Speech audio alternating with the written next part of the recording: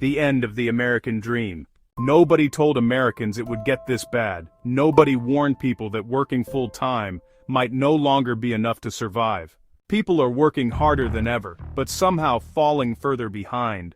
Groceries cost more, rent costs more, insurance costs more, utilities cost more. And for millions of families, the paycheck is gone before the month is over. People used to believe that if you worked hard, you'd eventually build a stable life. But today, even middle-class Americans are starting to feel financially trapped. One emergency, one job loss, one major repair, and everything can suddenly fall apart.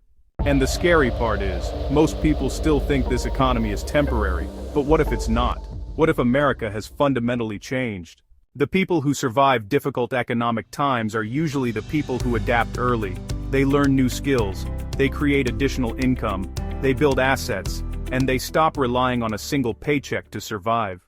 That's why more ordinary people are beginning to study real estate investing and creative financing strategies. Not because they want private jets or mansions, but because they want stability, they want control, they want financial breathing room.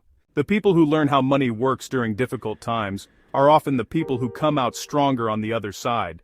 Follow Nova RE Alliance to learn how investors think during changing economic times.